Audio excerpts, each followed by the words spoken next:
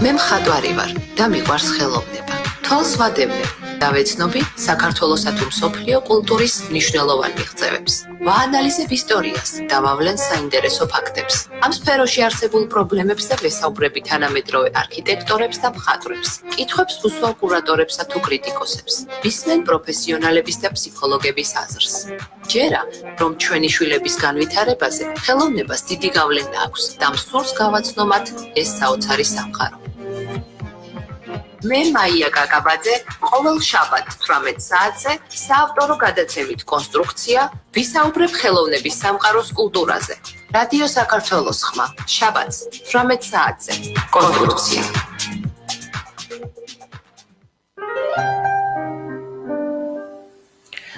მოგესალმებით რადიო საქართველოს ხმის პირდაპირ ეთერში მაია კაკაბაძე საავტორო გადაცემით კონსტრუქცია.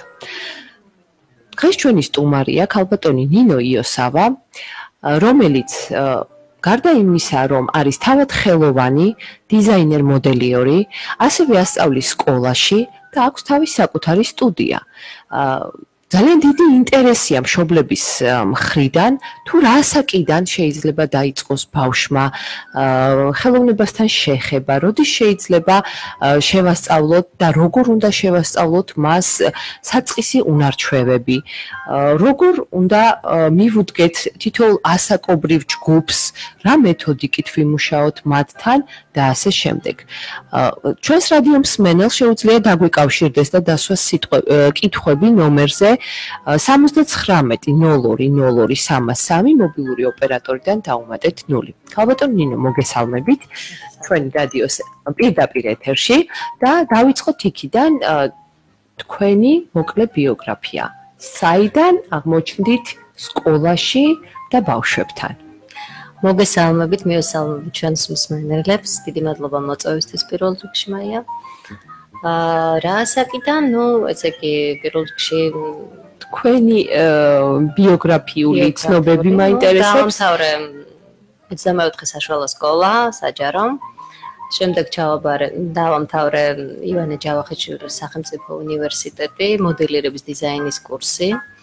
და ფაქტიურად არც მქონდა დამთავრებული ბოლო კურსი, რომ მოხდი სკოლაში შემთხვევით, ესე ჩემმა პედაგოგმა მიმიწვია 24 სკოლაშივე ჩემმა პედაგოგმა მიმიწვია სამუშაოდ, რადგან ის წასვლას აპირებდა და რაღაცა რატომღაც უნდოდა რომ მე გამეგრძელებინა მისი გზა, თორემ აბსოლუტურად პარალელურ რეჟიმში ვნიდი ჩემ კოლექციებს, ამ სფეროში ვიყავი ძალიან ჩართული, მხოლოდ სკოლამ უფრო მეტად რაღაც მიმიზიდა ბავშვებთან ურთიერთობა, სიყვარულმა და დანარჩენი, რა ვიცი, ძალიან საინტერესოა ზოგადად ბავშვებთან ურთიერთობა მომწონს, მათგან იგივე სითბოს დამოკიდებულებას რო გრძნობდა, რასაც გასცემ რო იმას მიიღებ, ეს არის უდიდესი ბედნიერება ყველა თითოეული პედაგოგისთვის. და მით უმეტეს ჩვენი საგანი, ჩემი საგანი, ხელოვნება რასაც წარმოადგენს, ბავშვი არ არსებობს, რომ ხელოვნება არ უყვარდეს. თუ ოდნავ მარცვალიც კი არის ბავშვი, რაღაცა აი ეს ღვივდება, თუ პედაგოგთან არის აი ესე ჩართული ინტეგრირება ხდება ერთმანეთში რა. მე თვითონ აი დიზაინს რო დაუბრუნდე, კი, კოლექცია ყველაფერი ძალიან კარგი იყო, ძალიან ბევრ ორგანიზაციებში მქონია გამოფენები ამერიკის საელჩოებში, ძალიან ხშირად ჩემი ნინოს ვანძეს ყავდი ხოლმე მიწვეული და დღემდეც ვაკეთებ ხოლმე კოლექციებს, რაღაცების ჩვენება ხდება ხოლმე, მხოლოდ რაღაცნაირად გადავერთე სკოლებში, აი არ ვიცი. ეს თან არა მარტო უნებრივად მოხდა, კი, იმიტომ რომ რაღაც ეტაპობრივად ხო 20 წელი ცოტა არ არის, ხო? თქვენ 21 წლის სტაჟი გაქვთ. 21 წელი დაიწყო, რომ ვარ პედაგოგი და მუშაობ სკოლებში. 1, 2, 3, 4 სკოლაში მუშაობ, გაფართოვდა ეს არეალი ჩემთვის. ჩემი სტუდიები მაქვს, სამხატვრო სტუდიები, სადაც ძალიან დატვირთულები არიან ეს ბავშვები და რა ვიცი, შემოქმედებითად მუშაობთ ძალიან ბევრს, რაც ჩანს ჩვენს გამოფენებში. ნინო, ვიცი რომ ხართ ძალიან აქტიური. რა მაინტერესებს პირველ რიგში, როგორც შემოქმედს, როგორც მოდელიორს, რა მოგცათ ბავშვებთან ურთიერთობამ? ჯერ პირველ რიგში თვითონ თითოეული საქმე მოითხოვს ძალიან დიდ დროს. და მთელ ყურადღებას და მთელ ჩართულობას. როგორ ახერხებთ, რომ ეს ყველაფერი შეუთავსოთ ერთმანეთს და მერე კიდე რამდენად გაძლევენ ბავშვები სტიმულს, იდეას. მე მაგალითად ჩემთვის ხშირად მოუციათ იდეაც რაღაცა სრულიად სხვა კუთხით შემიხედავს ნამუშევრისთვის და თითქოს სრულფასოვანი, თითქოს კი არა სრულფასოვანი აზრგაცვლა გამოცვლა ხდება ხოლმე და მსჯელობა პროცესში. თქვენთან როგორი სიტუაციაა ამ მხრივ? აი ახლა ბავშვებთან ურთიერთობა ასაკს მნიშვნელობა არ აქვს მე თუ მკითხავ, იმიტომ რომ დაახლოებით 6 წლიდან მყავს მე მოსწავლეები უფრო მეტად, იმიტომ რომ მაინც სკოლასთან გათვითცნობიერებული აქვთ ეს უბრალოდ ფანქრის ჭერა. დანარჩენი ხო იმის მოტორიკა კი დანარჩენი უკვე დანარჩენი ჩვენი მხატვრული მიდგომით სხვადასხვანაირად ვითარდება ხო ეს პრაქტიკაში. ჩვენ აი ბავშვს რო ფანტაზია აქვს შეიძლება ის დიდ ადამიანს იმდენი ფანტაზია კიდე არ გააჩნდეს ანუ სხვაგვარად ხედავენ სამყაროს სხვანაირი ფერების აღქმა აქვთ უნარი აქვთ ჩვენ აი ზუსტად ერთმანეთს რაც თქვენ აღნიშნეთ ხო ძალიან მეხმარებიან იმიტომ რომ რაღაცნაირი შეიძლება უცნაური ისეთი ფორმა, ისეთი საყვარელი რაღაცა დახატოს ბავშვმა, რომ ის ჩემთვის სულ სხვა რაღაცა აღქმა იყოს აბსოლუტურად და სულ სხვანაირად მე თვითონ გავიზარდო. ხო, ბავშვთან ერთად მეც ვიზრდები. პრაქტიკა ჩვენ გვზრდის, რა თქმა უნდა, არ შეიძლება ერთ წერტილზე გაჩერდე ადამიანი, ხო, მუშაობის პროცესში, აი ამდენ ურთიერთობებში, როგორც ბავშვი ვითარდება, ისე ჩვენ პედაგოგები ვითარდებით. თუნდაც შემოქმედებითად, ურთიერთობიდან გამომდინარე, რაღაც ვიხვეწებით სხვანაირად უკვე პრაქტიკიდან გამომდინარე, ძალიან ბევრი რაღაცა გვაძლევს იმის საშუალებას, რომ აი რაღაც ახალი მეთოდიკები ჩვენ თვითონ შევიმუშაოთ, ხო? და არა შტამპი, რაც სიტყვაზე აი აქ გათვლილი წერია, რომ ეს გაქვს შემოქმედება არის, ყველაფერი არის ზღვა, სამყარო, აბსოლუტურად არ არის ჩარჩოში მოქცეული. მუდმივი მოძრაობის პროცესი, კი ბატონო. ეს არ არის მათემატიკა, რომ 2+2 4-ია, მორჩა. ჩვენთან სხვა მდგომარეობა და შემოქმედებითობა იმიტომ არის მრავალმხრივი და ძალიან საინტერესო, რომ აი, რა ვიცი, უსასყროა. იცით რას დავაკვირდი კიდე ბავშვებთან ურთიერთობისას, რაც აკლია ძალიან ბევრ ჩამოყალიბებულ პროფესიონალ მხატვარს, სავარაუდოდ ალბათ უფრო ხშირად გამიგია, რომ სწავლა აქცევს ჩარჩოებში. ჩვენ ხომ მაინც გატკეპნილ გზას მივყვებით გარკვეულ ეტაპამდე და შემდეგ ვცდილობთ გავთავისუფლდეთ ამ ჩარჩოებიდან, გავშალოთ ფრთები და რაღაც საკუთარი სიტყვა ვთქვათ და ბავშვებს ეს ყველაფერი არ ჭირდებათ. მათთვის სიტყვა არ შეიძლება, ეს რამე არის წარმოუდგენელი, არ უშვებენ გონებაში, რომ რაიმეს დახატო ან არ შეიძლება, ან ასე არ შეიძლება დახატო და მაინდა-მაინც ისე უნდა დახატო და არიან აბსოლუტურად თავისუფლები, რაც ძალიან გვაკლია დიდებს. მე მგონია, რომ პირველ რიგში ჩვენ მასწავლებლები ამ თავისუფლებას ვსწავლობთ ხოლმე ბავშვებისგან. და ვხვდებით, რომ მართლა ყველაფერი შეიძლება ჩვენ საქმეში მოხდეს. ნინო, რა მაინტერესებს პირველ რიგში, როდესაც გიხდებათ თუნდაც 6 წლის ბავშვებთან ურთიერთობა. ეხლა მე 4 წლის მოსწავლეებიც მყავს და მათთან კიდე ცოტა სხვა სიტუაცია. აი პატარებთან ჯერ რა ასაკიდან ურჩევდით მშობლებს, რომ მოიყვანონ ბავშვი სტუდიაში და მერე როგორ მუშაობთ პატარა ასაკთან? იმიტომ რომ განსხვავებული სპეციფიკაა, ხო, მათ თავიდანვე აკადემიურ ხატვას ვერ დააწყებინებ. არც კი შეიძლება. ასაკი ახლა ყოველს თავის დამოკიდებულება აქვს, თქვენ აღნიშნეთ, რომ 4 წლიდან ყავთ. მე 5 წლიდან ყავდა, მაგრამ მაინც ურჩევ მშობლებს, რომ სკოლის პერიოდიდან იწყება ყველაფერი. მანამდე უნდა მიცემთ თლად აი თავისუფლება, თავისით რაც უნდა გააკეთოს. ამაში გეთანხმებით, რა თქმა უნდა. ეხლა როცა დაუშვათ 6 წლიდან ბავშვი მოდის, როგორც სკოლაში ან ბანს იწყებს ხატვაში ჩვენთან არის დასაწყისი რაღაცა ეტაპები, ხო? სახვითი ხელოვნების ეს პრინციპები, ელემენტები, ელემენტარული არის ჰორიზონტის ხაზი, არის ხაზებს, ვერტიკალს, ანუ ამ ნელა-ნელა ტერმინოლოგიას სწავლობენ. ფერების შერევა, ხო, ცივი თბილი ფერების გარჩევა, სიტყვაზე კონტრასტებს უკვე აი რაღაცნაირად ყურში მოხდებათ ხოლმე, ხო? აი კოლორიტი ფერი. კოლორიტი ხა სხვებს შეიძლება წარმოიდგინონ კოლორიტი ადამიანი. ჩვენში კოლორიტი რაღაცა ფერი, ხო, წამყვანი ფერი, ხო? ანუ ეს ძალიან მოწონთ, უხარიათ, რაღაცა ახალ ტერმინს იგებენ ესენი, ხო?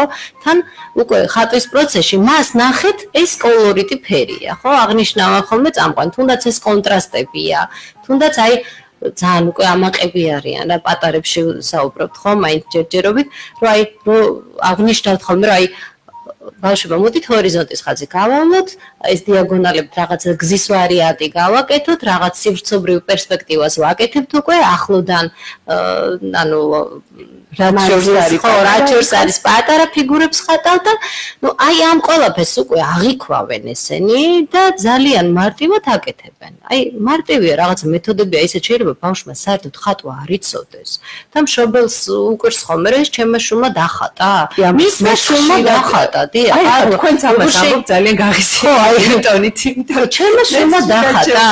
გავს სიტუაციას და შთაბეჭდილება მრჩება რომ ზოგს გონია ალბათ რომ ჩვენ პედაგოგები გავართ ამდენ მოხალისები კი უხატავთ და გეგმიერები ვართ. რატო როცა შემიძლია მეცენ ჩემი ნამუშევარ საქმე გავაკეთო ცალკე და ცალკე გამოფენას მოვიწყოთ. მე ვარ ბავშვებს ვიღებს ხო? რა თქმა უნდა, თავის ნამუშევარი ისეთვიური გადასახადია თუნდაც და ნუ ეს არის პედაგოგის დამსახურება აბსოლუტურად და იმ მიდგომის, რასაც საბოლოო ჯამში ბავშვი დებს შედეგში. ნუ პატარებში ეს ფერები უხარიათ ძალიან. მინდა გითხრათ, რომ იშვიათად ყავს ხოლმე მოსწავლე, რომელსაც უყვარს აი მარტო ფანქარში, ანუ გრაფიკაში მუშაობა. შავ-თეთრი ბეზრდებათ პატარებს და ამიტომ ვარჩევ ხოლმე ძალიან მარტივად უფრო რაღაცა 1-2-3 გაკვეთილი გადავდივარ უკვე ფერებში მუშაობაში. ნუ ეს რაღაცა ძალიან ელემენტარულ პრინციპებს ვსწავლობთ, ხერხებს რითიც ვაგებთ ნახაც ხოლმე და მივდივართ შედეგამდე. მე ნუ რა თქმა უნდა უწყობთ ხოლმე გამოფენებს, ეს სიგელები, ეს აჟიოტაჟი უხარიათ რაღაცა სხვა, ნუ დღესასწაულია ამათთვის. გამოფენა არის ბავშვისთვის დღესასწაული და ყველა მშობელმა ხელი უნდა შეუწყოს, თუნდაც რისი საშუალებაც აქვს. არის რაღაცა ისეთი საგამოფენო დარბაზები, სადაც აი აბსოლუტურად უფასოა, შეუძლიათ თვითონვე საკუთარი პერსონალური გამოფენა გაუკეთონ და არა სიტყვაზე ჯგუფური გამოფენები. ეს უკვე მათი დამოკიდებულებაა, ხო? შულს როგორ განვითარებას, როგორ ხელს შეუწყობენ რა. და რაც შეეხება ახლა შემდგომ ეტაპებს უკვე უფრო ცოტა დიდები, უკვე ვიწყებთ გრაფიკა, ფერწერა, ეს უკვე აგების პრინციპი და აგების პრინციპებს პატარებში ვერ ჩაატარებ, იმიტომ რომ ისინი გაზომვას რაღაც ჯერ მიმატება გამოკლება არიციან წესიერად და იქ ცოტა უკვე ჩარჩოში მოქცეულია ნახავთ. კიდეც შეიძლება საერთოდ დაიბნენ და საერთოდ ხატვა შეჯავდეთ. კი. და ნინო, რა მაინტერესებს კიდევ? ძალიან ხშირია ხოლმე შემთხვევა და ფსიქოლოგებიც ამ ბოლო პერიოდში გააქტიურდნენ და ხშირად ამბობენ, რომ სპეციალური მოთხოვნილებების ბავშვებს ძალიან სჭირდებათ და მათზე ძალიან კარგად მოქმედებს ხელოვნება, განსაკუთრებით ხატვა. თქვენ თუ ყოლიათ ასეთი მოსწავლეები და რა შედეგებისთვის მიგიღწევიათ მათთან? კი, მყოლია ნამდვილად ძალიან ბევრ თამქონია შეხება.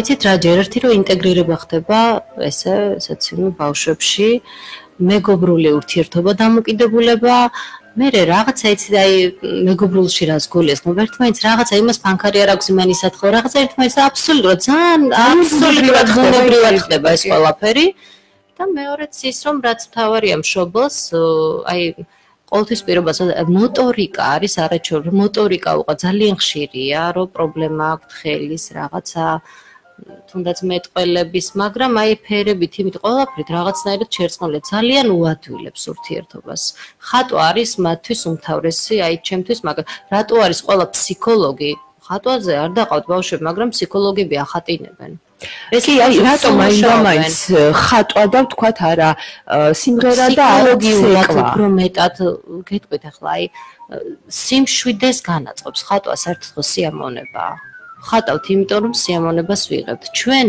განწყობას გადმოვცემთ ნახატში ხო ჩვენ თვითონ მხატვრები ვართ და აი თუ რამეზე ან გაბრაზებული ვარ ან ფანტასტიკურ ბუნებაზე ვარ ხო შინაგანად ნახატში ეს ჩანს შენ შემოქმედებაში არა ამ ბავშვებისთვისაც იგივე მომენტია რომ დაუკვირდეთ ახლა ეს არა მეცნიერულად დამტკიცებულია რომ მაინც და მაინც შეიძლება ის იყოს მაგრამ ეს პრაქტიკიდან გამომდინარე ვიწევთ ბავშვს სიამონებს აბსოლუტურად დამშვიდებული. აი აუტიზმიანი ბავშვები ხარ, აუტიზმით დაავადებული ბავშვები ყოფილან ხო, მაგრამ რაღაცა აქვს ხო? გიждდებიან ხატვაზე. მუსიკა, რაღაცა ნიჭიერები. ძალიან ნიჭიერები არიან, არაჩვეულებრივი ბავშვები არიან. სწავლე რომელიც არის აი ენციკლოპედიები აქვს გადაკითხული, აი ისეთ პატარა ასაკში ბევრ ჩვეულებრივ, აი როგორ თქვა ხო, ნუ არა აქვს რა სწავლებს, რომლებსაც აჩვენებათ ასეთ სპეციალური მიდგომები, ნამდვილად არ აქვს ის ხშირ შემთხვევაში თავისუფლებაც და იცით როგორ მიზანდასახულებით არიან. ძალიან. სანამ არ მიაღწევენ იმას, რაც მათ უნდათ რომ გააკეთონ, არ ეშვებიან. ეს ბევრ დიდ ადამიანს არ აქვს. რა თქმა უნდა. და ხშირ შემთხვევაში რაღაცა სირთულე რო ხდებათ ხოლმე, დანარჩენები ხელს იქნევენ და ეს ბავშვები წინ მივიდნენ. გეთანხმებით, არაჩვეულებრივი ბავშვები არიან და რა ვიცი, ვფიქრობ რომ ესე იგი მეტი და მეტი უნდა იმუშაონ, ნაკლებად აი სხვა რაღაცაზე უნდა იყვნენ ორიენტირებული, ეს არის მათი აი ზედმეტად ახლა აი როცა ბავშვს არ უნდა რაღაცა გაკვეთილის გაკეთება, ხო არ უნდა დააძალოს რა, არც მშობელმა, არც არავინ ნებისმიერ მასწავლებელმა, იქ შეუძლია ჩართონ ესეთ ბავშვი, აი სულაც ცარიელი ფურცელი მიცენ ახატინონ სიტყვაზე. მთელი ემოცია გადმოდის ამ ფურცლებზე.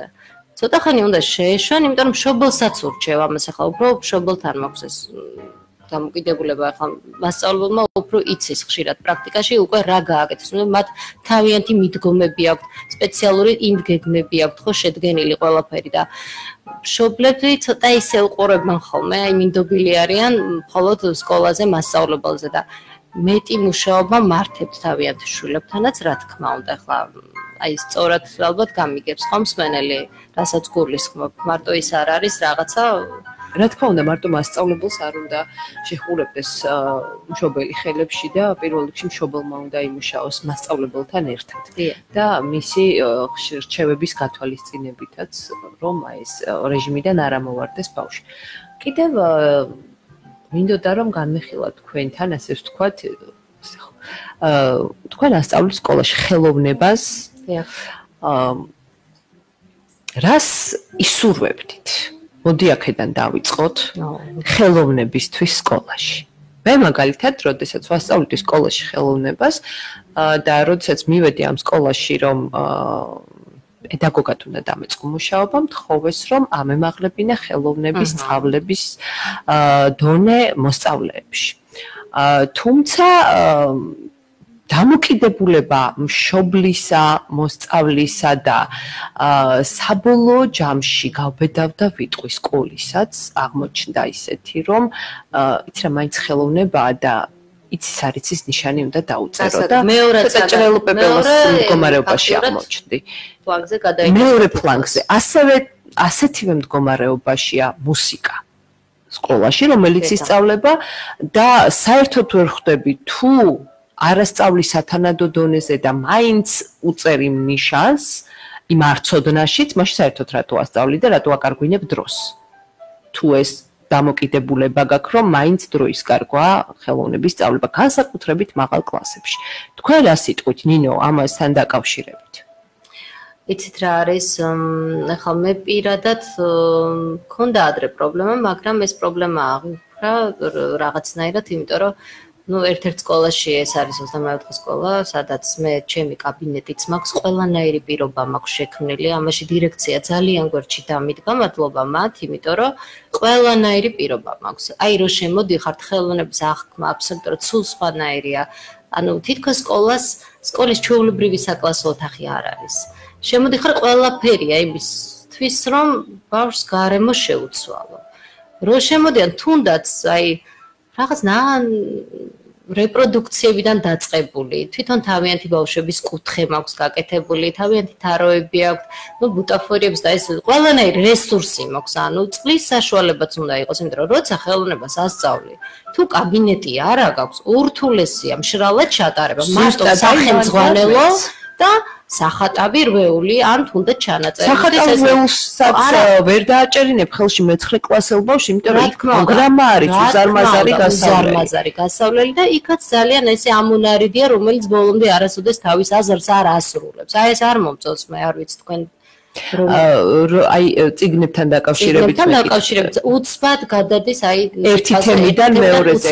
გეთახმებით აბსოლუტურად. მე არ ვიცი რამდენად გაიარეს კონსულტაციები ამ სახელმძღვანელოების შემდგენელებმა ხელოვნებათმცოდნეებთან ან თუნდაც ხელოვნების პედაგოგებთან, მაგრამ როდესაც მე ვასწავლიდი აი ამ თემებს მე პირადად აკადემიაში ვსწავლობდი წლიდან წლამდე და სემესტრიდან სემესტრამდე. ეს არის უზარმაზარი თემები და ერთ წელიწადში უნდა მოვაქციო, ბავშვს ვასწავლო და საბოლოო ჯამში მე ვხვდებოდი, რომ ხელში არაფერი არ რჩებოდა.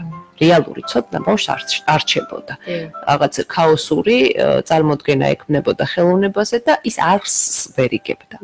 და ძალიან დიდი სურვილი მქონდა, რომ მქონოდა დიდი ეკრანი კლასში, აი ესეთ თქვენ რომ ბრძანეთ ახლა რესურსები. ყველაფერი, კი, ნუ ერთადერთი ეს არ მაქვს, მაგრამ ალბათ ახლო მომავალში ესეც მექნება, იმიტომ რომ ვიზუალური მასალის საჩვენებლად შენ რომ მოსწავლეს თხოვრო სურათი, სიტყვაზე აღწერე, ანალიზი გააკეთე, ციგნში დაბეჭდილი 10 სანტიმეტრიანი ფოტოთი ელემენტარულად სულ სხვა ფერია, ნაბეჭდი შეიძლება სულ სხვა ფერებში იყოს და არ იყოს ის რეალობასთან ახლოს, რაც ნამუშევარი რეალობაშია, აბსოლუტურად სხვადასხვაა ხოლმე. და ამიტომ ჭირდება ამას, რა თქმა უნდა, ამიტომ ხელოვნების კაბინეტი ისე უნდა იყოს ყველაფრით აღჭურვილი უნდა იყოს, რომ ბავშვი რომ შემოდის, სულ სხვა სფეროში, სულ სხვა სამყაროშია. სამწუხაროდ სკოლას არ აქვს ფიზიკურად ამისი რესურსი. თუმცა ალბათ განათლების სამინისტროს ნება უნდა იყოს და იმიტომ ზუსტად კაბინეტების სისტემა არის დარღვეული, ეს მარტო ჩვენ ამ სფეროში არ არის. ძალიან ბევრი ლაბორატორიები დაიშალა. როგორ შეიძლება ქიმიაში სიტყვაზე ლაბორატორიის გარეშე ისწავლებოდეს იგივე ფიზიკა, იგივე სხვადასხვა. არ უნდა ჭირდებოდეს პედაგოგს რუკებით, მაგნიტოფონებით, ეს ვიზუალური მასალით, ლეპტოპით როგორ შეიძლება ამ ხელა კლასს აჩვენო, აი აქ როგორ კეთდება ცდა თუ რეალურად არ ჩაატარა, ეს ხო აბსურდია. აბსოლუტურად გეთახმებით და ალბათ აი კიდევ გავიმეორებ, რომ განათლების სამინისტრო უნდა გამოიჩინოს კეთილი ნება და აღადგინოს ეს ლაბორატორიებიც, კაბინეტებიც. უნდა მოგვეხმაროთ, თუნდაც რომ მაღალ სწავლებაზე გქონდეთ პრეტენზია და მოთხოვნა პედაგოგებზე, რომ იცით რა მაღალი სტანდარტებით დასწავლეთ. ამ ყველაფერს უნდა ხელი შეწყობა და ამას ეს შემიძლია ძალიან ხმამაღლა თქვა. და კიდევ რას ურჩევდით განათლების სამინისტროს აიმისოდ, რომ დაინტერესება წამოვიდეს უკვე მოსწავლეების მხრიდანაც, მშობლების მხრიდანაც, რომ და გაიაზრონ მათ, რომ ეს რეალურად საჭირო საგანია. იგივე მუსიკა საერთო განათლების დონისთვის. იცით რა მე ვფიქრობ, აი ახლა და ახლა არის საუბარი, რომ საათები იმატებს მუსიკაში, ხელოვნებაში პირიქით იზრდება და ამით უფრო მეტი ჩვენსადმი დამოკიდებულება თითქოს იზრდება, მაგრამ ეს იმას არ ნიშნავს, რომ ჩვენი საგანი პრიორიტეტული და წინ გადავა. მაინც მეორადი დარჩება, იმიტომ რომ თუ ჩვენ ხელის შეწყობა არ გქონდა, თუნდაც ამ კაბინეტებით, თუნდაც ამ სახელმძღვანელოებით, რომელიც ცოტა გასაუმჯობესებელია და არ უნდა იყოს რაღაც აუცილებლად დასახვეწი და ფიქრობ, რომ მარტო ხელოვნების წიგნზეც არ არის აქ საუბარი და ძალიან ბევრია უკმაყოფილო ჩემი კოლეგა თავიანთ საგნებში ამ სახელმძღვანელოებზე და რა ვიცი, მეტი ინტერესი იცით რა არის, უნდა გქონდეთ საშუალება აი რაღაც გამოფენებში, ჩვენ დაგვყავს ხოლმე მუზეუმებში, ბევრ გამოფენებზე დაგვყავს ბავშვები ვაჩვენებთ, მაგრამ იცით რა განათლებიდან რაღაცა უნდა იყოს ხანდახან თავიანთი სტიმულით ეს ბავშვები გაუშვათ და არა საკუთარი ჯიბით. ბევრ მშობელს არ აქვს ამის საშუალება, რომ ატაროს თავის შვილი ამდენ რაღაცაზე. ხო შეიძლება სამინისტრომ რაღაცა წელიწადში ერთხელ რაღაცა სკოლას ვითითება, აი ეს აუცილებელია და აქ უნდა წავიდეს. გაუკეთოს, ხო? ხო შეიძლება სავალდებულო გახადოს. როგორც გაკვეთილებია სავალდებულო, ხო? რაღაც დაფინანსება გააკეთონ ამ ხრივ, რომ ჩართონ ეს. ეს იქნება იდეალური პროგრამა ნებისმიერ, რა ვიცი, პროექტში. და მე ვიტყოდი კიდევ, რომ ძალიან კარგი იქნება თუ გამოიყოფა ამისთვის რაღაც მატერიალური სახსრები ნამდვილად არ შეუძლია ყველა მშობელს და რას იცით რაღაცა პროცესი დაიწყო სკოლებში ამ მხრივ, იმიტომ რომ ამ ბოლო პერიოდში შემოდის ხშირად კონკურსები. სადაც სრულიად უფასოდ შეუძლიათ ბავშვებს ჩაერთონ, მიიღონ მონაწილეობა, თუმცა მე პირადად რა არ მომწონს როდესაც მოსწავლე გადის კონკურსზე, იქ ჟიური უნდა იყოს კომპეტენტური. ძალიან ხშირ შემთხვევაში, ამას ძალიან ხმამაღლა ვიტყვი, ჟიური არ არის საერთოდ კომპეტენტური, წარმოდგენა არ აქვს ხელოვნებაზე და რეალურად ის ბავშვები, რომლებსაც თემასაც უპასუხეს, შესრულებითაც მაღალი დონე, რჩებიან ასე კონკურს გარეშე მდგომარეობაში და ამაზე ძალიან წყდება გული. ნუ დასახვეწია ეს სფეროც, იმიტომ რომ აუცილებლად ეს ჟიური ვინც არის, უნდა იყვნენ კომპეტენტურები. აუცილებლად თუ იქ არ არის ჩართული ხელოვანი და რა ვიცი, შემხედრია ასეთი მარტო ის რომ ორგანიზატორები არიან, ორგანიზატორი ვერ იქნება ჟიურის წევრი, ოღონდაც იმე შეიძლება წითელი ფერი მოეწონოს, გადაერიოს იმ ნახაჩი და თქვაც რომ ეს არის ყველაფერი და ამ დროს აბსოლუტურად არ პასუხობდეს თემას ის რაც არის რეალობასთან ახლოს. ნინო, ხა მე ის მომენტიც დამიფიქსირებია, რომ აი ეს ხო იცი, ჩვენი ახლობლის შვილია ერთმანეთში და აი ეს იყო ჩემთვის ძალიან იმედი მაქვს რომ მალე საქართველოში აი ეს ჩემი ახლობელი აღარ იქნება, რატომღაც მაქვს ამის იმედი რა. ხო არა, მე მაინც ვერ ვიმედდები მაგ მხრივ, იმიტომ რომ იყო მართლა ძალიან დიდი შოკი იყო ჩემთვის აი ამისი თუნდაც ესე შორიდან მოსმენა და იმედგაცრუება. აი პირველი იმედგაცრუება რო იტყვენ ჟიურის მიმართ მქონდა აი ეს მომენტი. და ვისურვებდი რომ თქვენი თქმის არ იყოს აი ეს ქალაქგარეთ გასვლები იქნება არაჩვეულებრივი. ბუნებაში გაკვეთილები, თუნდაც პლენერზე ხატვები. დიახ. ანუ ამას რა ჯობია ეს ერთ-ერთი გაკვეთილი იქნება ღიაცის ქვეშ. კი, გავაკეთებ, ორგანიზებას გავუკეთებ, მაგრამ ეს სახსრებთან არის დაკავშირებული. ხელა სახსრებთან არის დაკავშირებული. თუნდაც ორგანიზება, ის ტრანსპორტირება, ის ქალაქგარეთ გასვლა, იქ ყვება ბავშვს. შეიძლება წელიწადში ერთხელ აი ეს ერთი პლენერზე ხატვა ჩაუტაროს, სიტყვაზე დაგდოს პატივი და გცენ რაღაცნაირად ეს დაფინანსება გაგვიკეთოს. თუნდაც იმ ბავშვთა ჯგუფებისთვის, რომლებიც დაინტერესებული ხარ, მთელ სკოლაში ნამდვილად ვერ წაიყვანს საქართველოში რამდენი სკოლა, მაგრამ ის კონკრეტული ჯგუფი, აი ესე კლუბივით რომ იყოს და რა თქმა უნდა, ეს დაფინანსება მომაწოდეს ეს კლუბის სახით რომ ჩამოყალიბდეს და მშვენიერია, კი, გეთანხმებით. ძალიან კარგი აზრია. მშვენიერია, მეც მიხარია, რომ რაღაცა საერთო ორი პედაგოგის გაცვლა გამოცვლა მოხდა ეხლა ამ წუთას ჩვენ შორის. ნინო, რა მაინტერესებს კიდევ ერთი, რაც მინდა რომ განვიხილოთ თქვენთან, ეს არის აბიტურიენტები. ჩვენ წინა გადაცემაში ყავდა ბატონი გია გუგუშვილი, რომელმაც აკადემიის მეორევადით არჩეული რექტორი, რომელმაც ბრძანა რომ აკადემიაში გამოცდები გართულდება. ანუ მას სურვილი აქვს გაუმჯობესოს მისაღები გამოცდები და მეტი დაფინანსება მისცეს სტუდენტებს, რათა მათ სრულფასოვნად შეისწავლონ ის საგანი, თუმცა ამასთანავე გართულდება ის პროგრამაც, რომელსაც სტუდენტი აბარებს. თქვენ როგორ უდგებით ამ საკითხს, რამდენად მოდის დაინტერესებული აბიტურიენტი ამ მხრივ, რამდენად ბევრია სამხატვრო აკადემიით დაინტერესებული და როგორ ასწავლით თქვენ ამ ყველაფერს? როგორ უდგებით? ბატონ გიას ვეთანხმები გართულების მხრივ, იმიტომ რომ უნდა გაართულოს გამოცდები, რა თქმა უნდა. ამაში ვეთანხმები მეც, იმიტომ რომ ძალიან გამარტივებულია, ძალიან მარტივი ნატურმორტია მისაღებ გამოცდას, რომელსაც ძალიან ბევრ შეუძლია ეს დახატოს და შევიდეს და მხატვარი ყველა ვერ გამოვამარტო აი ამ ნატურმორტის ხატვით, ხო? იქ არის რაღაც კონუსი, რაღაცა ესეც სხვადასხვა ფიგურები, გეომეტრიული ფიგურების კომპოზიცია, რასაც აბარებენ. ახლა ჩვენ ეს იყო თქვენ გახსოვთ, ბიუსტი იყო, დრაპირება იყო, ურთულესი იყო, იქ 1000 ფიგურა, ფაქტურები იყო, სხვადასხვა გამოსაყვანი, იქ იყო თაბაშირი, ფაიფური, სხვადასხვა ხე და ნაჭერი და ასე შემდეგ. ეს აღარა ძალიან გამარტივებულია და რა თქმა უნდა, მაგრამ ძალიან ბევრს იღებს აკადემია. ეთქობა ლიმიტი უნდა ამოწურო, იმიტომ რომ მართლა ნიჭიერი ბავშვები უნდა შევიდნენ სამხატვრო აკადემიაში, ნებისმიერ სამხატვროში. აი, მანამდეც მეკვირდა ხოლმე, რომ რატო ხატავენ ამას მისაღებს. ამას თოიძეში და ნიკოლაძეში ადრე ახლა ცუდად არ გამომივიდეს ნათქვამი, მაგრამ ახლა აკადემიასთან შედარებით ცოტა პროფესიული სასწავლებელია. სასწავლებელია რა, იქ არ აბარებდნენ. აი, ნუ გეთახმდა ამას ჩვენ სწავლობდით საწყის ეტაპზე, რომ მიდიოდი სახელოსნოში. ამას მე რა ვიცი, მეხუთე მეექვსე კლასში ვასწავლე, უკვე ბავშვები ხატავენ ამ დონეს და აბიტურიენტების დონემდე რა უნდა ვასწავლო ისეთი ამისი, ანუ დახვეწილები უნდა იყვნენ მეტად. მე ვეთანხმები თუნდაც რომ ცოტა შეცვალოს მეთოდიკა და აი რაც თუნდაც ჩვენ პერიოდში ჩვენ თუ ჩავაბარეთ, ხო რა ვიცი, ძალიანაც მე მომწონს კმაყოფილი ვარ, იმიტომ რომ გამომადგა პრაქტიკაში, დღეს ამდენი მოსწავლე მყავს და მე მადლობელი ვარ ჩემი სასწავლებლის, იმიტომ რომ იქ ვისწავლე ყველაფერი და არა აი ამ პატარა რაღაცით მოქცეულით და მე მყავს აბიტურიენტები, წელსაც მყავს აბიტურიენტი, რომელსაც ზუსტად იგივე მეთოდიკით ვამუშავებ, რომ აი რა ვიცი ხო, თუ შეცვლის წელს ალბათ ცოტას გაართულებს ხო, ალბათ დაემთხვევის პერიოდი.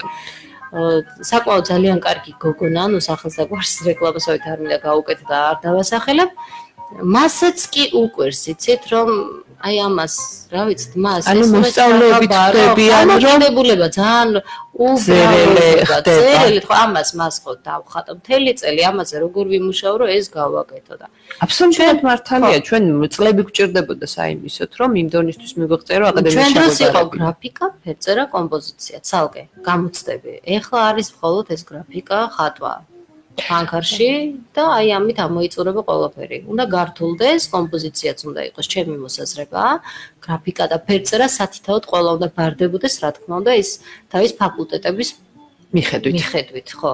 და ასევე ქანდაკებაც, სადაც საჭირო იყო, ქანდაკებას, მაგრამ ქანდაკებაზე არ აბარებდნენ, კერამიკაც შეგეძლო ქანდაკებას. ძალიან გაუბრალოებულია დღეს სწავლება და ცოტა თუ არ შეიცვალა და თუ არ დაიხვეწა, თავზე დაგვენგრევა მთელი აბსოლუტურად ეს სასწავლებლები, ეს ინტერესი აღარ ექნებათ. იმიტომ არიან ეს ჩვენი ახალი თაობა გარბის საზღვარგარეთ. უნიჭიერესი თაობა. იმიტომ რომ აქ შტამპში არიან მოქცეული და ძალიან გამარტივებულად უყურებენ.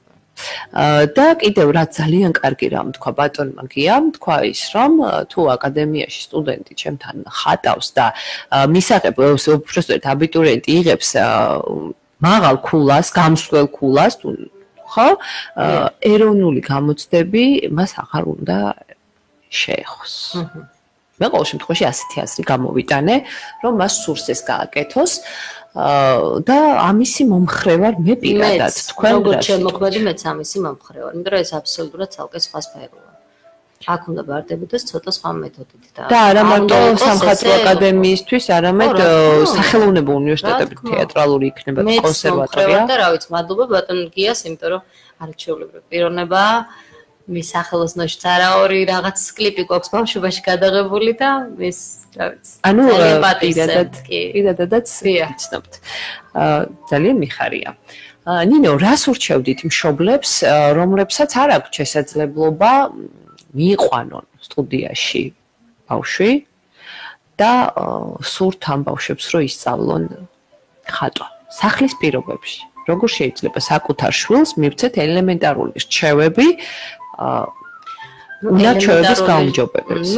უნარ ჩვევების, თავისუფლება უნდა მიცენ პირველ რიგში, ბავშვში არ უნდა მოაქციონ ჩარჩოში ხატვის დროს. რა თქმა უნდა, მშობელს იშვიათად ეხერხება, ანუ ვერ სხვა შეუძლია ეს ხატვის მეთოდიკა გადმოცეს, ხო? ამიტომ დაყავთ სიტყვაზე ხატვის წრეზე ცალკე, ხო? შეუძლიათ ფერების ლაქობრივად განაწილება უბრალოდ ფერების შერჩევა ასწავლონ. აი მარტივად რაც შეუძლიათ, ახლა ხაზიდან ხაზის გასმა და შტრიხების ეს სიტყვაზე თანმიმდევრულად რაღაცა სუფთად მუშაობა, ეს არის ძალიან ელემენტარული, რაც ნებისმიერ მშობელმა შეუძლია თავის შვილს მიაწოდოს. აი ფერების ჩასმა, სიტყვაზე ფიგურები, როგორც შეუძლიათ თვითონ მოეხმარონ რაღაცა. და პირველ რიგში მე ვფიქრობ, გარემო უნდა შეუქმნან ბავშვებს, იმიტომ რომ ხშირად ალბათ თქვენს გიქნებათ გაგებული, აი სახში ყველაფერს თხუპნის და მირჩევნია აქ ხატოს. თავისი აღჭურვილობა ყველაფერი უნდა ქონდეს თავისთავად, იმიტომ რომ ბავშვს უხარია, როცა ის თავისი ფარტუკი აქვს, ესეთი ამოსაცმელები აქვს, რაღაცა დაფა აქვს, სიტყვაზე სახატავი უკვე სხვანაირი სახატავი, ანუ მაგიდა არა, და ყველაფერი სხვანაირი მოწონთ და ეხლა ეს არ არის ძალიან დამოკიდებულებას უყალიბებს, იცით აი ეს ნივთები. და აუცილებლად მარტო ეს არ არის, ახლა მშობელი უნდა ზრუნავდეს, ახლა მე არ ვიცი, მე ჩემ მშობელს ბავშვობაში ძალიან ხშირად დავყავდი გამოფენებზე და რა ვიცი, ბუნებაშიც გავყავდით შაბათ-კვირას და იცი რა, იქ სხვა ხმა არის, ახლა რისი რესურსიც აქვს მშობელმა მაქსიმალურად უნდა გამოიყენოს და მიაწოდეს თავის შვილი, ხო, რა ვიცი, სიამოვნებისთვის ყავს ეს ყველანაირად, ახლა ცუდად გამოვიდა. ჩემ შულს გავუკეთებ ყველაფერს, ხო? თუ რამეს ვაკეთებ, ჩემი შვილისთვის ვარსებობ. ამიტომ მაქსიმალური უნდა გავაკეთოს მშობელმა ყველაფერი რა. და კიდე აი ძალიან ბევრისაგან გამიგია რომ და მე თვითონაც და თქვენც ალბათ შეხვედრილ ხართ ასეთ სიტუაციებს ბევრი დევს YouTube-ზე ვიდეო, სადაც რაღაცებს ასწავლიან. მეთოდიკებს კი არა, აი როგორ დახატონ ჭიქა, როგორ დახატონ ვაშლი, როგორ დახატონ პეიზაჟი. მე პირადად ხელმძღვანელის გარეშე აი ამ ნამუშევრების ასე გადმოკოპირებისა წინააღმდეგი ვარ.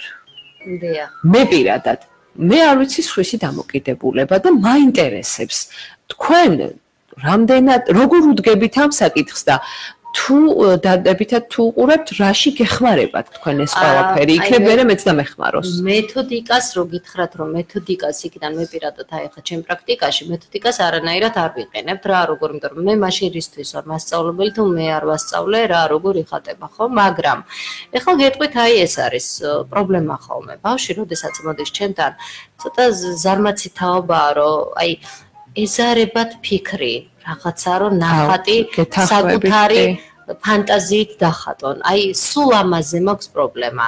რადგან ახლა იმის დრო არ არის იმ ერთ საათში. ანუ ეს პრობლემა მარტო ჩემთან არ დგას. ხო, ანუ იმ ერთ საათში და საათნახევარში რომ არ მინდა დრო დავკარგო, მე იძულებული ვარ პირადად რაღაცა შევთავაზო ვარიანტები. თან იცით როგორი სიტუაცია ახლა 10 ბავშვის სიტყვაზე არ უნდათ ის ერთი რომ ყველამ დახატოს. ყველა სხვადასხვა უნდა და ხა ის ჩემი ფანტაზიით იგივე არ გამოდის ჩემი ფანტაზიით მივაწოდო რაღაცა ეს დახატე თუ გადმოიხატოს რაღაც გადმოხატვით უბრალოდ სულ სხვანაირად ვაკეთებ ხოლმე ახლა არის კომპოზიციები რასაც ის თავის ფერებში სვავს მაგრამ მიდიას იღებს ბავშვი მაგრამ თავისებურად ამუშავებს კი ბატონო ეს მისაღებია და ეს ერთ-ერთი მეთოდია კიდეც სწავლების ანუ ჩვენც ვაკეთებდით კოპიოებს და რაღაცა ჩვენს ასეთ ხელი მუშავდება ყოველ შემთხვევაში ბავშვი მუდმივად რო ხატავს ტექნიკა იხვეწება ანუ იმ მასალაში მუშაობასაც სწავლობს ეს არის აკვარელი გუაში აკრილი ზეთი თუ ასე შემდეგ ნუ აღარ განვავრცობ და რა ვიცი აი ამ ხრივ თორე ისე აი რა ვიცი ნატურმორტები მიყვარს ძალიან პირადად მე დღემდე რომ დავждე და ვხატო ნატურიდან ჩემთვის სულ სხვა რაღაცა ის დრაპირება რომ უნდა შეიგრძნო ის ფორმა სიტყვაზე ხო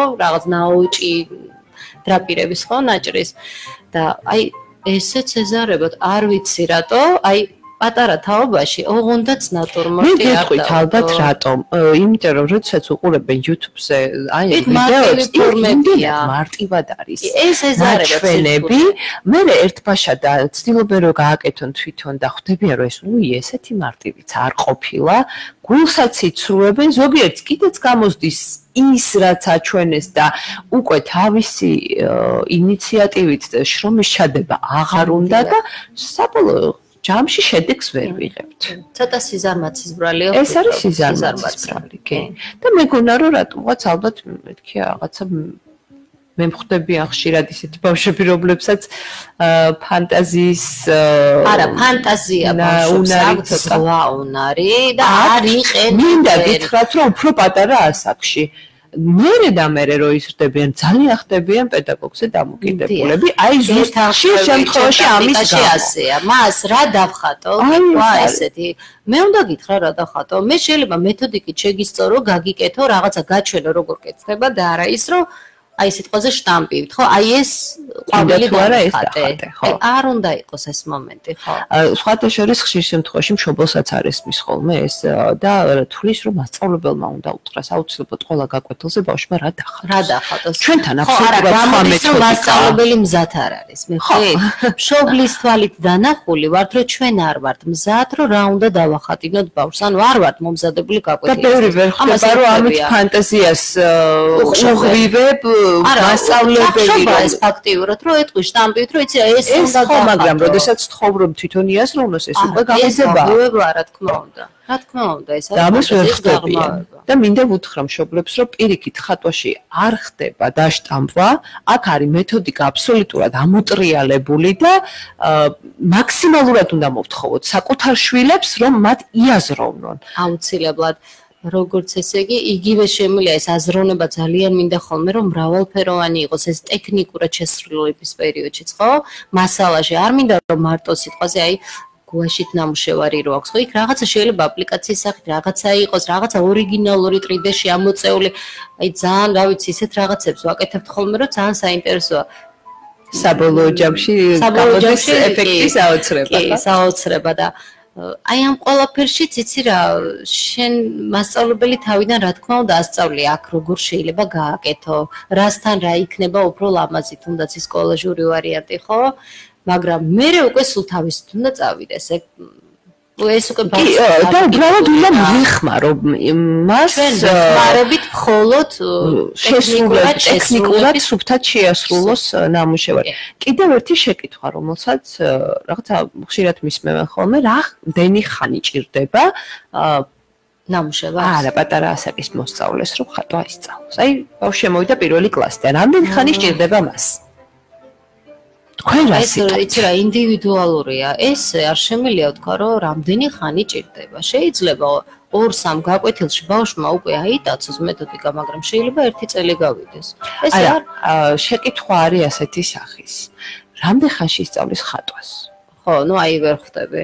მე მაგ შეკითხვას ვერ მასწავლებელს ბავშვია დამოკიდებული. ბავშვიც არის დამოკიდებული და რა ვიცი ნინო, მე და შემე მგონი დღემდე ვსწავლობთ. ხო. გაუსრულებელია რა, როგორც ისე სწავლასია. მუდმივად განვითარებადი შემოქმედებითი პროცესია, რომ მთელი ცხოვრება ვითარდები და მთელი ცხოვრება. ალბათ ისინი კონკრეტულად გულისხმობენ. მე უფრო ესე ჩარჩოში მოქცეულ შეკითხვას დავარქმევდი ამას, რომ აი ნუ რამდენ ხანში დაუშვით შეასრულებს აი ამ ნახატს. იმის იქით შეიძლება, ნუ დიდად არ აინტერესებდეს. თავარია იმან ის შეასრულოს, აი რაღაცა პორტრეტი დახატოს ადამიანის რაღაცა. მაგრამ ხო ეს ნამდვილად უკვე ბავშვია დამოკიდებული. ეს ახლა ჩვენ ცოტა სხვა ხედვით ვუყურებთ და იმიტომ გვიკვირს ეს შეკითხვები ხო, მაგრამ იმდენად ხშირია ეგ კითხვა, რომ მე ვხვდები საით მიყავთ უკვე ეს შეკითხვები. ანუ აი ამას როგორ გააკეთებს და ნეტა ჩემი შვილი ხა აი ამ ჭიქას სიტყვაზე ორ გაკვეთილში უკვე შეასრულებს, მალე დაამთავრე. ოი, რატო არ დაამთავრე დედიკო? რაღაცა არის ხოლმე ხო ერთ გაკვეთილში და მე მასწავლებელს რჩება შეგრძნება რომ ის არის არაკომპეტენტური, იმიტომ რომ ამ მოსწავლემ ვერ დაამთავრა ნამუშევარი. რა თქმა უნდა, ნუ და თუმცა მინდა მადლობა უთხრა ყველა იმ მშობელს, რომელიც ეხლა ჩვენ რაღაცა ისე გამოგვივიდა რომ გავაკრიტიკეთ სავით, მაგრამ ეს მინდა მიიღონ მშობლებმა რჩევების სახით. აბსოლუტურად გულწრფელად ვამბობ, რომ ეს უნდა მიიღო რჩევების სახით. არ უნდა შეზღუდონ ბავშვები, მიცემ მეტი თავისუფლება და ბევრი შეაქონ. ბევრი შეაქონ. ის პატარაც რომ გააკეთეს, მათთვის მიღწევა და მინდა მადლობა უთხრა იმ ძალიან ბევრ მშობელს, თქვენთანაც, ჩემთანაც და იმ მრავალ სტუდიაში, რომელიც ფუნქციონირებს დღეს საქართველოში, რომლებიც აი ყველაფერს იკლებენ და ეს ბავშვები მაინც დახარჯავენ. ნამდვილად ხელს უწყობენ. მეც მადლობას ვუხდი აი პირადად ჩემი სტუდიის ბავშვების მშობლებს. ძალიან გვერდში მიდგანან, რასაც ესე იგი არ არსებობს რაღაცა ისეთი, რომ არ შეასრულო. რა უცბად მზად არიან ყველაფრისთვის, ხო? აი ეს მასალა მჭირდება, ის მასალა მჭირდება. მე არ მაქვს ახლა იმის საშუალება, რომ სტუდიაში თუნდაც ჩემი მასალით ვამუშაო. ჩემთან ცოტა სხვა. მასალა ძალიან ძვირი სიამოვნებაა და ამ ყველაფერში რომ ხელს უწყობენ თავიანთ შვილს, თუნდაც იმ გამოფენებში მონაწილეობაზე, მე რაღაცა არის ხოლმე იქ ტექნიკური ხარვეზებია პატარა რაც გჭირდება მშობლების გვერდში დგომა, ხო ასეა? აი, არ ვიცი.